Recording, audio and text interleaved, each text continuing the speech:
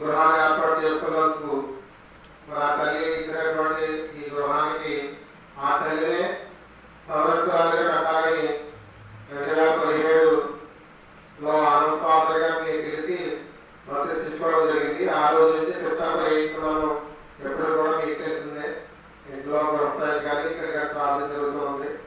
ఆ తల్లి మా కుటుంబం అనేక మేలు చేసింది, చేసుకునే ఉన్నాయి. కూడా అనేక ప్రమాదాలు కానీ, వ్యాధులు కానీ, బాధలు కానీ, కష్టాలు కానీ, అవమానాలు కానీ వాటి నుంచి కూడా తగ్గించుకుంటూ వస్తుంది. మరి ఈ 4 నెలల మధ్యలో ఆ ప్రమాదం జరిగింది. నిజంగా ప్రాణం మీద వచ్చే ప్రమాదమే. మరి భగవంతుడు నా ఎన్నుని నా కుటుంబ సభ్యులతో అది వాళ్ళతో ఫ్రాక్చర్ అయింది. అది తొందరగా కోరుకోవాలని మీరు అందరూ ప్రార్థించవలసిందిగా కోరుకుంటున్నాను.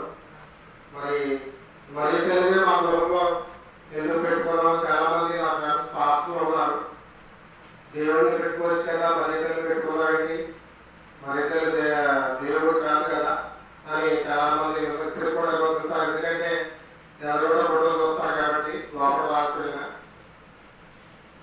లాభ చేసుకునేటంటే తల్లి లేదే కొడుకు లేడు అనే ఉద్దేశంతో ఆ తల్లి మన కోసం దేవంతులకు కూడా దేవుడి దగ్గర ఉండదు కాబట్టి మన కోసం ప్రార్థన చేస్తుందనేటువంటి విశ్వాసం.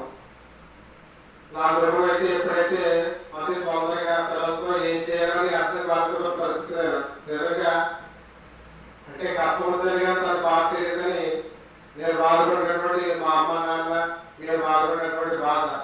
మా తర్వాత మా మామయ్య పిల్లలు ఎలాగా వర్షంలో ఉంటారు, మా పిల్లలు వేసుకోవడం ఉంటుంది, వర్షం వస్తే తుఫాలు వస్తాయి.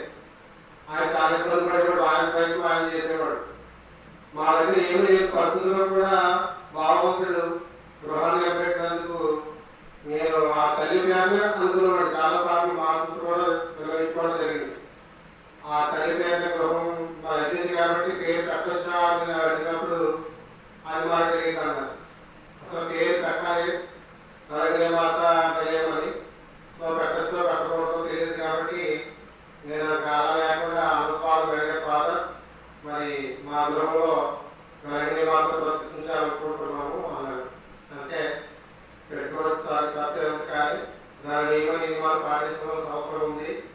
మరి గణని మాత్రకి 9 రోజులు మాత్రం జపాలు జరుగుతాయి కాబట్టి ఆ విధంగా మనం చేయాలి. ఒక మనసును మన ఇంట్లో పెట్టుకున్నప్పుడు గౌరవంగా చూడాలనుకోవద్దు, అవమానించినట్టు కదా. అందుకని సెప్టెంబర్ ఆగస్టు 37వ తారీఖు నుంచి మా గృహంలో ప్రార్థన చేసుకుంటూ ఉంటాం. పొద్దుటే మార్నింగ్ ఈ రోజు 9వ రోజు 8వ తారీఖు తల్లి పుట్టినరోజు కాబట్టి మరి ఆ తల్లి మా కోసం ప్రార్థన చేస్తుంది అనే విశ్వాసంతో మేము అలాగే జరుగుతుంది. చాలా కష్టాలు, నిజంగా చెప్పుకోలేనటువంటి కష్టాలు, బాధలు, అనేక అవమానాలు అనేటింటి కూడా ఆ తల్లి ప్రార్థనే మమ్మల్ని నడిపిస్తుందని అనుకుంటున్నాను. ఇంకా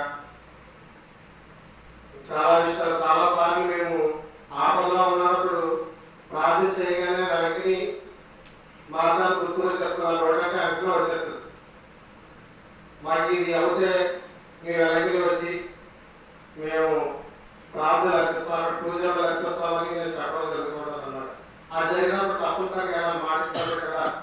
కష్టమైనా దూరమైనా ఖరీదుతో కూడుకున్నదైనా సరే ప్రతి సంవత్సరం కూడా మేము అనుకునే జరిగినప్పుడు జరుగుతుంది. ఈ సంవత్సరం కాలు యాక్సిడెంట్ అవ్వడం వల్ల ఆ టికెట్ రద్దు చేసుకోవడం, ఆ ఆటకు రాకపోవడం జరిగింది. లేకపోతే ఇప్పటికే ఆ తల్లి యొక్క సన్నిధానం ప్రార్థన చేసుకోవడం జరిగింది అనమాట.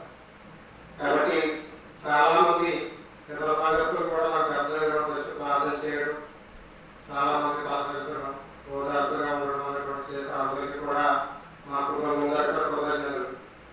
అందరూ ప్రార్థన చేస్తారు, మీరు ప్రార్థన చేస్తారు. మా ఫాదర్, మా మాస్టర్ అందరూ కూడా నా మీద అభిమానంతో చక్కగా ప్రార్థన చేయడం జరిగింది. ఎక్కడ ఉన్నటువంటి ఫాదర్ మన దేశంలో ఎక్కడ మన ఆనందాలు లేరు, అమెరికా అలాగే చూస్తారు కానీ అక్కడ ఉన్నా కానీ వాళ్ళు ప్రార్థన చేయడం జరిగింది. అయితే మనకి మాకు చేసినటువంటి మా కుటుంబంలోనే కాదు, మా అక్కగారి కుటుంబంలో కానీ, మామయ్య గారి కుటుంబంలో కానీ ప్రార్థన చేసినప్పుడు ఆ తల్లి గారు ప్రత్యక్షం అవడం అనేటువంటిది మేము చూస్తున్నాం. కాబట్టి ఈ పోటీగా ఏర్పాటు చేసుకోవడం అనేది కూడా జరుగుతుంది. అయితే ఇతర సంఘటనలకి ఇది నచ్చకపోయినా ఆ తల్లిని గౌరవించుకునే క్రిస్తవ రకాలు ఒకటి కాబట్టి మనం గౌరవించుకోవడం మా కుటుంబంలో అదేవిధంగా అందరూ వచ్చి మరి ఈ పోటీలో పాల్పంచుకున్నందుకు మీ అందరికీ కృతజ్ఞతలు తెలుసుకుంటున్నాను. అలాగే మన సంఘ ఆపైనటువంటి మాస్టర్ గారికి, అలాగే ప్రత్యేకించి ఆహ్వానం అందించినటువంటి మైకల్ మాస్టర్ గారికి మరి మరొకసారి మా కుటుంబం కృతజ్ఞతలు తెలుసుకుంటున్నాం.